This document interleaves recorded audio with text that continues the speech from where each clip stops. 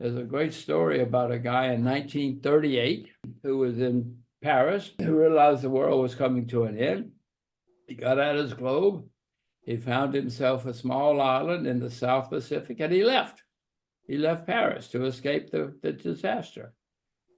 The small island in the South Pacific he found was called Guadalcanal, which was the site of the longest and bloodiest battle in the Pacific. So he was a genius, and he destroyed himself.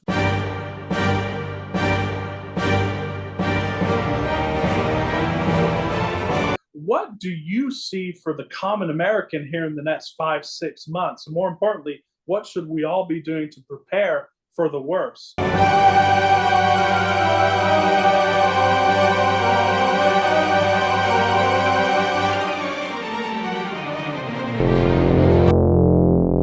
American market's been going up for the longest in recorded history.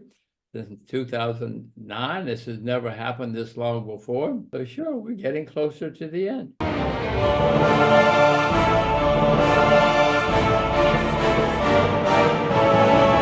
There won't be a Japan in 50 years.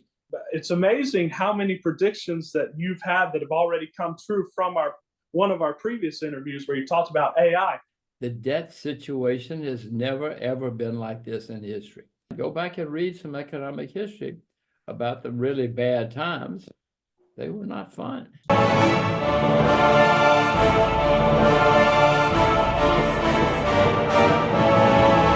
What's Jim Rogers doing with his money? The next bear market is going to be a nightmare. The world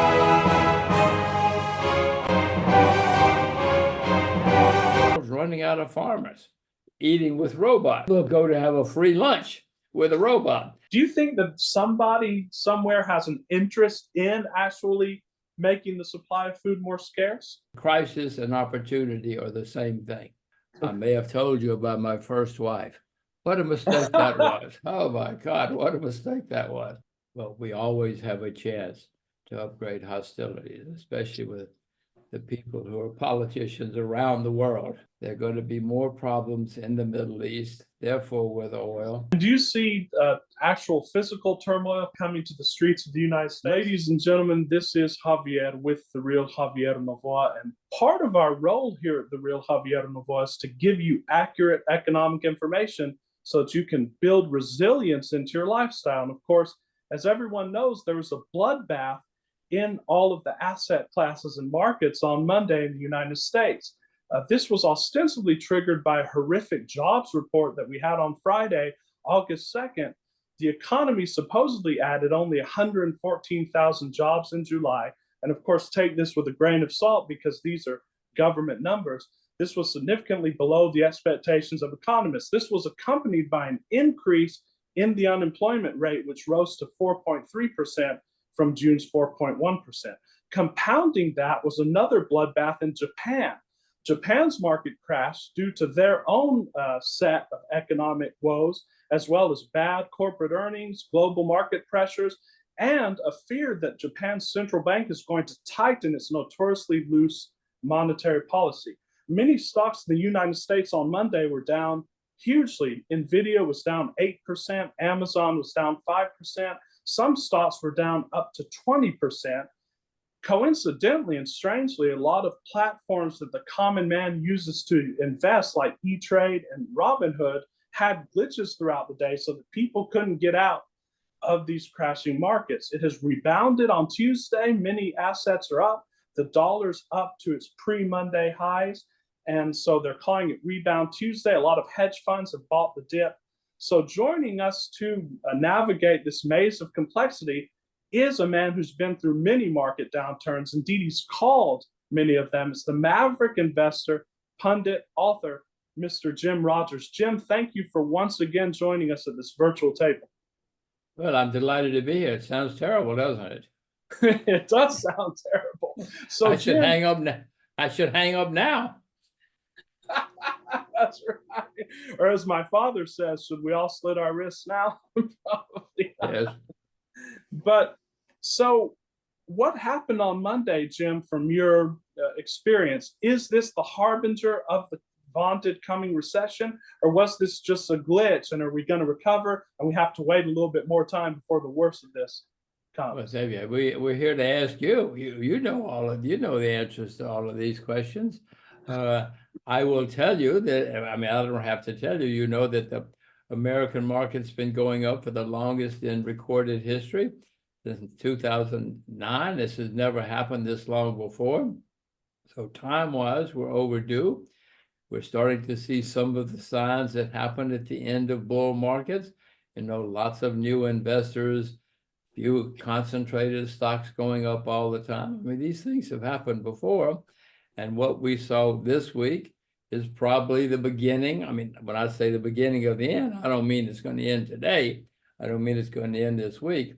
I'm just saying it's one of those signs, those things that happens at the end, near the end, to be clear. So sure, we're getting closer to the end. But Yes. maybe we have to be. This has been going on forever, 2009. You know, some of the people watching this show were barely born in 2009. So, you know, it's been a very long time, the longest in American history. So, and every stock, not nearly every stock market in the world has been making new highs. So when everybody's having a good time, it's usually time to start worrying. Yeah, it's way overdue. Also, I don't know if you know the SAM indicator, which has predicted all of the recessions over the longest time, is also calling that or saying that there's going to be a recession coming very soon. Well, I don't have to have an indicator. I can just read the paper. You know, I would watch the internet. I know it's coming. It always, well, let's put it this way. It always has. Maybe it's different this time. You know, the Secretary of the Treasury in Washington says, don't worry, we've solved all the problems. Well, I know that's not correct, so be worried. So, can you explain a little bit to us what's going on in Japan? It seems like they're saying that just the fear of tightening monetary policy is sending their economy into free fall. What are some of the factors that are contributing to that? And is that what's ultimately going to pull the rest of the world down? Well, the Japanese market was down for 35 years. That's not a typo. 35 years. Since 2090. What was it? Yeah. 1994. 1990. See, it's been so long, I can't even count it. It's been a very, very long period of time for a variety of reasons. In the last few months, it started going up. Not only did it start going up, it made new all-time highs. The Japanese were giving all sorts of incentives to invest. They were printing money. They were buying shares themselves. So everything was booming. I mean, you cannot believe it. The Japanese market has more than doubled, more than quadrupled in the last few years. So suddenly, somebody said, wait a minute, how long can this last? It's been going up for several years, and it's been booming. And somebody, in the meantime, of course, Japan has serious problems. The population has been declining for 15 years. The debt has been skyrocketing every month for years. So they got serious problems down the road. And unless something happens, there won't be a Japan in 50 years. So somebody suddenly said, wait a minute, how long is this going to last? And somebody started selling. But since there had been such a gigantic up move, when you start selling into something like that, who's going to buy? Not me. I sold my Japanese shares. I sold them too soon. I'm glad I did sell them too soon now. But no, it's going to be a serious problem in Japan. I repeat, the population's been declining for 15 years. The debt has been skyrocketing. It's got unbelievable debt. And there's no solution in sight that I can see. They don't like immigrants. They're not having babies. So who's going to save Japan? Not me. I can't afford to save Japan. Begrudgingly, they're talking about accepting more immigrants now in Japan. So we'll see where that goes. It'll be a good case study. Well, they did recently say they'd take a few thousand more. Few thousand. You know, a country with 125 million people. So they said, oh, yeah, we'll take another 375,000, some number like that. So that's not going to save Japan. The debt is skyrocketing. I mean, the debt situation is almost as bad as the US. So we've seen a lot of tech and AI companies go down. And it's amazing how many predictions that you've had that have already come true from one of our previous interviews where you talked about AI. Now major pundits are talking about the fact that the AI revolution, while it's going to happen eventually, it's not ready yet. And a lot of these investments in AI were premature. They don't even have the infrastructure to set that into motion. So do you see more of a correction in AI and tech stocks coming down the pipeline in the next few months? This has all happened before. During the railroad boom, you couldn't believe how high railroad stocks got. Some railroad stocks have never gotten that high since, and that was a few hundred years ago, a few decades ago. Electricity, during the electricity boom, you couldn't believe how high. When radio boomed, I know you don't remember the radio boom, but RCA skyrocketed in the 1920s. You could not believe how excited people were about radio. Computers. I remember at the end of the 60s, there was a laundry on Long Island, which changed its name to something computer. The stock skyrocketed. It was still just a laundry, but it was booming.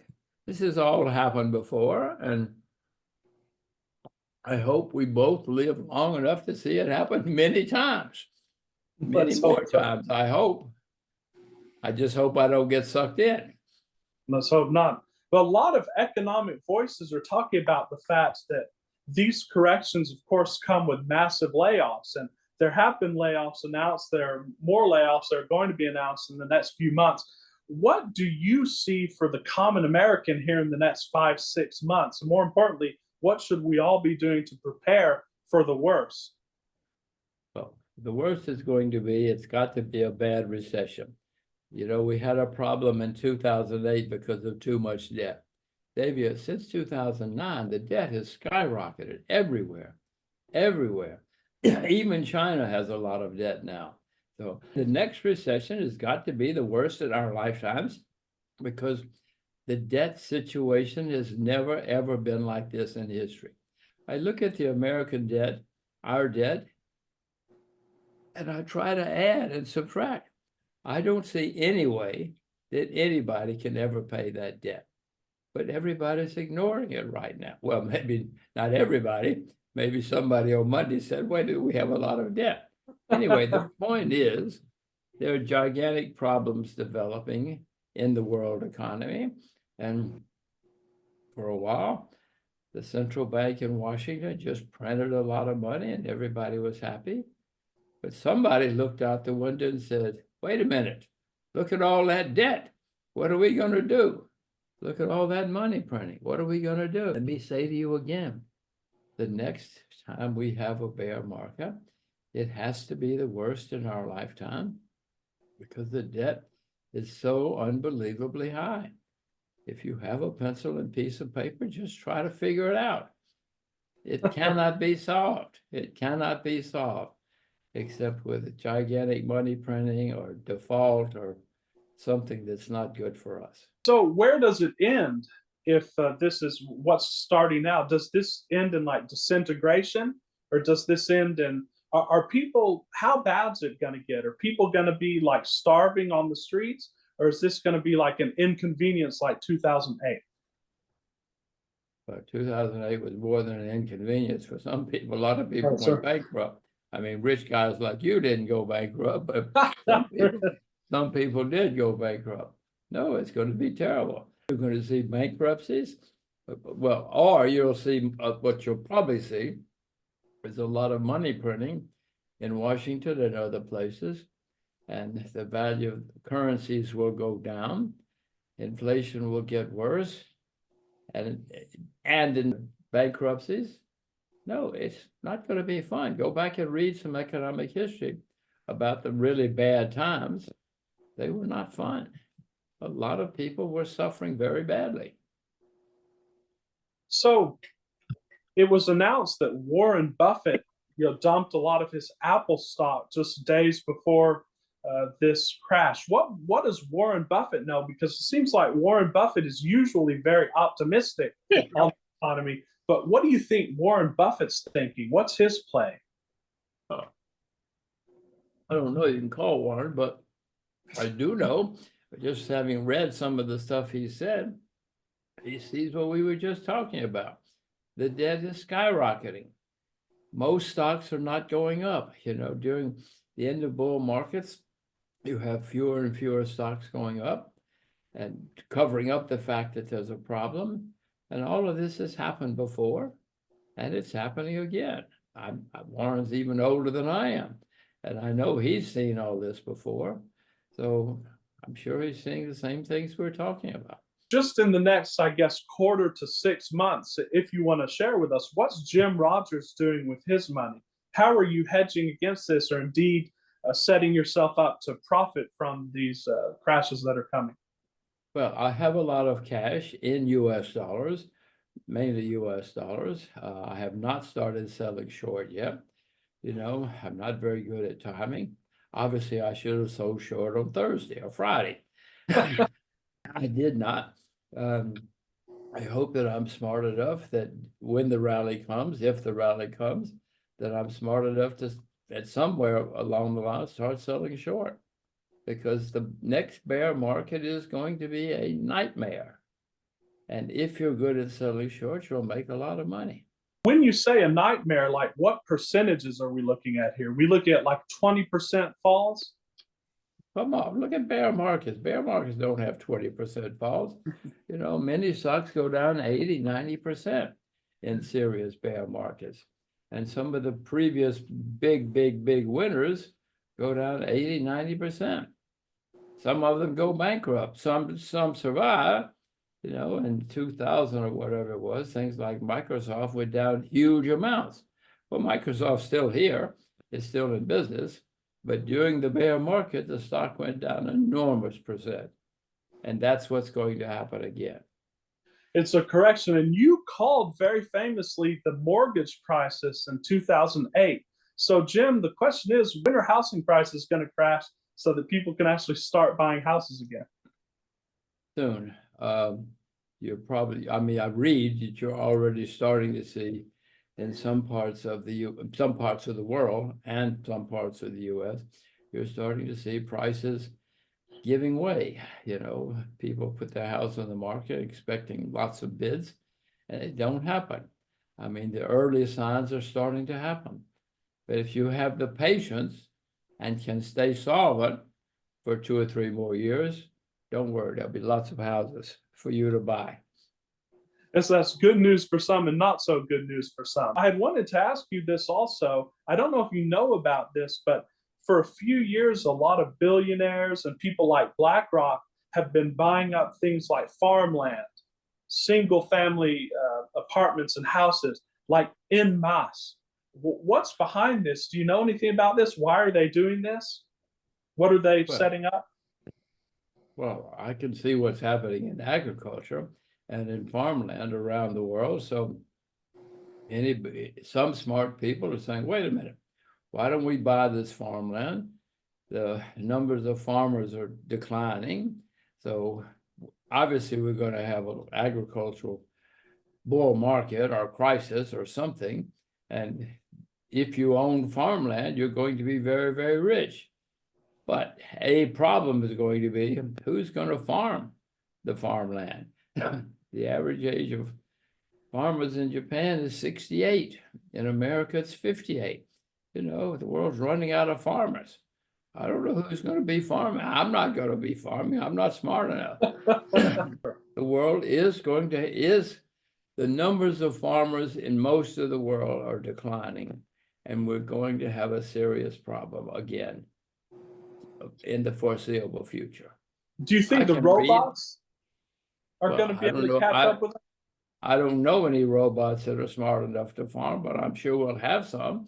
I'm sure there'll be some out there, but that's not going to solve our problem, not in time. Yes, maybe someday, maybe in 50 years, we'll all be eating with robots. We'll go to have a free lunch with a robot. But that's going to take a while, even if it starts happening next week, and it already has started in a tiny way. This is going to take a very long time. And with some of these destructions that have happened over the last few years in food packaging plants and so on, I don't know if you've heard about this. Do you think that somebody somewhere has an interest in actually making the supply of food more scarce? Well, obviously somebody has an interest because somebody wants to make a lot of money. And if you can produce food when other people need food, you'll make money. Is there a conspiracy? I don't know. I'm not smart enough to know. But there's always somebody who wants to take advantage of a crisis. It's been going on for millions of years. In Asia, in fact, there's a word. It's the same word. It's in same word in Chinese, Korean, Japanese, same symbol. That Asia, that crisis and opportunity are the same thing. Yes. And if you think about it, I mean, it's pretty simple. We don't have a word for that in English. Maybe we haven't been around as long as the Chinese, but it's obviously accurate. When there's I heard crisis, you say that before COVID, and I always use it now. Hooray. Well, if you can find the opportunity, send me an email. For sure, we will. So shifting gears just a little bit here. In our first interview, you said this. History does show that normally whoever's in the lead at this stage rarely wins. Somebody else wins because things come up and change whatever happened. Remember Hillary Clinton was a lot.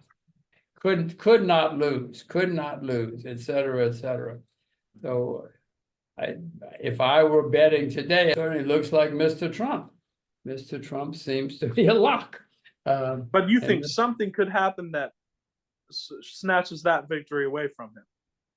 Of course, it often has. I just know that historically, the leader at this point rarely wins. And now, of course, as you know, the tables have shifted drastically.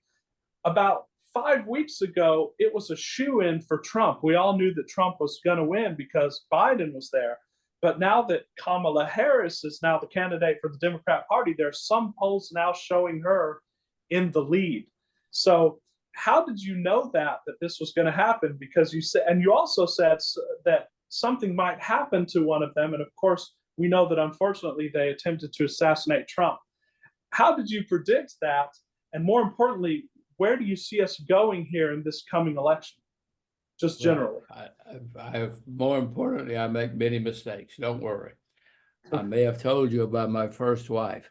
What a mistake that was. Oh my God, what a mistake that was. So I make plenty of mistakes. But remember, this is not over yet. No matter how much the press thinks it's over, it never is. And Trump is older. I mean, Harris is not a young chicken, but she could do something wrong. She hasn't had enough exposure in the world. Who knows what else people may say about her or find out about her. I don't know who's going to win. I'm not going to vote for either one of them. I can tell you that, but it won't matter. I mean, I'll vote, but I'll vote a protest vote. I don't know who's going to win. I know it's not going to be good for America. It's not going to be good for us. Neither of them. So look at them. I mean, okay. If they were on this program, they would both say, he's crazy. I'll be great for America. Okay, hooray. Then you vote for that person. I'm not going to vote for either one of them. Sure. And in that vein, if you want to share with us, what are your thoughts on Robert F. Kennedy Jr.? He probably doesn't have a chance to win, but would you favor his views over any of the other candidates? Oh, I mean, you said he doesn't have a chance to win. I don't know that. I know that there are possibly going to be big surprises between now and early November. I'm not suggesting Mr. Kennedy is going to win. I'm just saying that neither candidate seems to have overwhelming popularity and approval. And often when things like that happen, people look around and say, well, who else? Who else is in the move?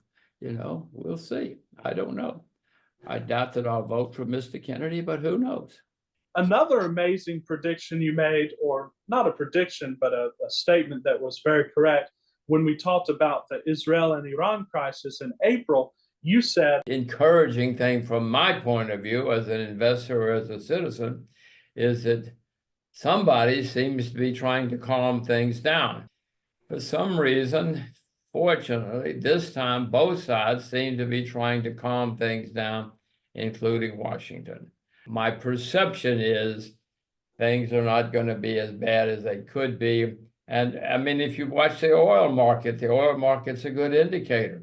The oil market knows more than I do about what's happening in the Middle East.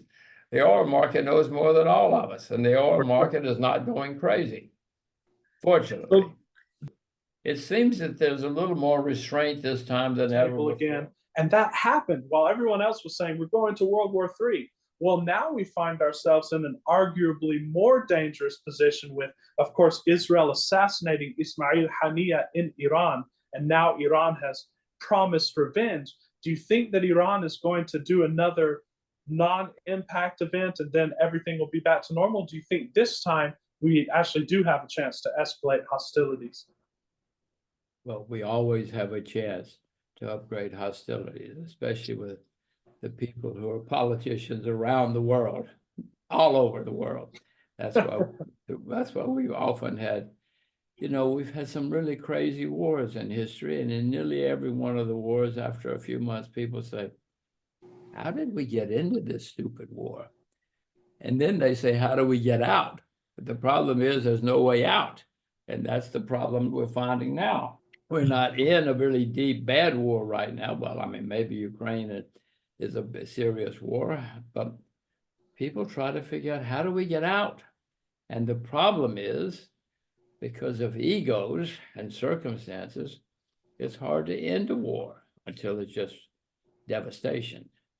If there's devastation, of course you can end a war.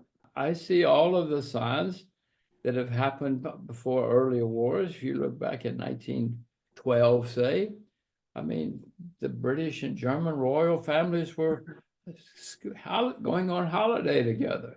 They were marrying each other, all sorts of things. 2 years later, they were in this unbelievably crazy war in the trenches that nobody could get out of. Eventually, after huge devastation, they got out of it. But that always happens, I'm afraid. And I look around, and they always start with small wars that people ignore. People say, oh, don't worry about that. That's insignificant. Unfortunately, historically, those insignificant things that people don't worry about lead to more and more problems. And I mean, I certainly see what's happening now, and I worry that this is going to escalate.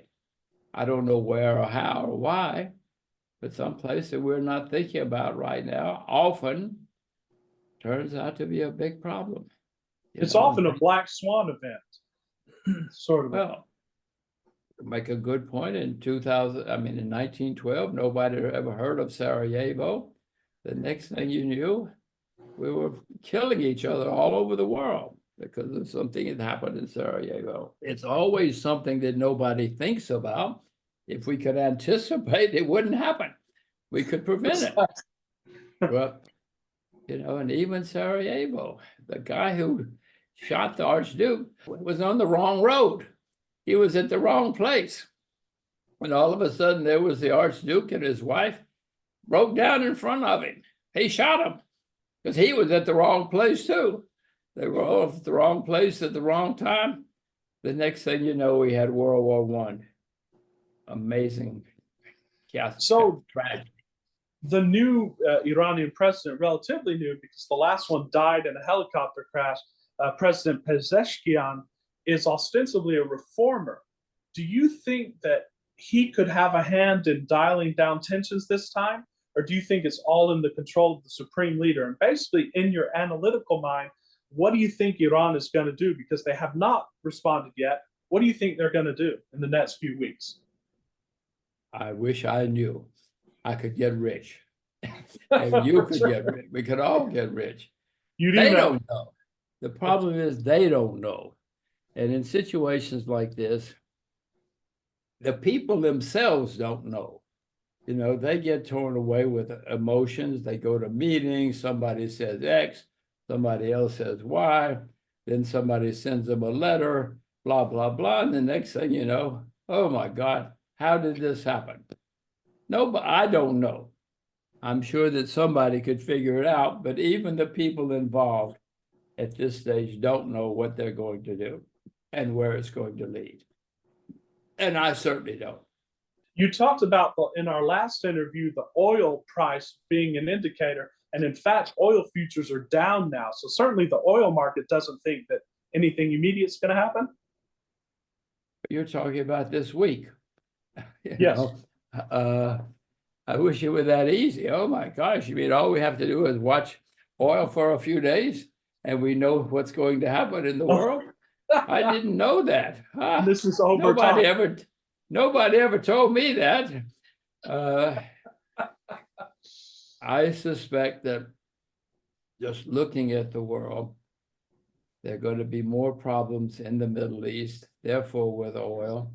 And I don't know what. I mean, Russia has oil. Everybody, lots of people, big people have oil, and we all need oil. But I can see that there's more and more turmoil coming. And if there's more turmoil coming, it will be in oil and other things. You should be worried. I'm worried. You can do what you want, but I'm worried. And do you see actual physical turmoil coming to the streets of the United States, especially given the tensions in the current coming election? Well, of course, if there's turmoil in the world, some of it's going to wind up in the U.S. too, some parts of the U.S. So far, because of our physical location, we have been able to avoid the worst chaos in the world for a couple hundred years, but it's getting closer, unfortunately. I am not suggesting that people in New Jersey head for Nebraska, but I can see that we're going to have more problems. The world's getting smaller. There is the internet. Yes, of course, I can see the next time we have a war or physical problems, it's going to be more widespread than in the past because communications are better, everything. We will all know about it. And people can put a bomb in a suitcase now and do something. 100 years ago, that would have been very, very difficult. Now it's not so difficult. So, God Don't go forbid. to Nebraska. You don't have to go to Nebraska yet. Maybe Texas. So, the problem with Texas is it's very popular, it's very big, and it's got lots of money. So, I mean, I'm not suggesting that Texas is going to be a problem or immune. I'm just suggesting. Look at a map. There's a great story about a guy in 1938 who was in Paris, who realized the world was coming to an end. He got out his globe. He found himself a small island in the South Pacific, and he left. He left Paris to escape the disaster. The small island in the South Pacific he found was called Guadalcanal, which was the site of the longest and bloodiest battle in the Pacific. So he was a genius, and he destroyed himself. So be careful. Be careful. So thanks, Jim. And just so I have one random question for you. Who's the gentleman in back of you with the beard from the picture? That's my great-grandfather. Wow. And he was living in the United States in the early 19th century. And for somehow or another, he had enough money to get himself a painting. And, That's great. there weren't many photographs in those days. So, and somehow or another, I wound up with it. Where was he from originally? Well, he originally was from Germany. Originally. As Very you may interesting. know, there was, after the English, the Anglo-Saxons came to the U.S., later there was a wave, a big wave of immigrants from Germany, other places too, where Germany was in trouble in much of the 19th century before Bismarck and a few people changed things. And he was from a very successful family, but he was the black sheep. So he left and set out for America. Here I am, In Singapore. Yes, in Singapore. Another story. So maybe I better get a painting of myself done too. Sure, you should do that. Well, Jim, thank you so much for joining us. It's always fun. It's always very informative and interesting. And I hope you join us again. My pleasure as always. I look forward to next time.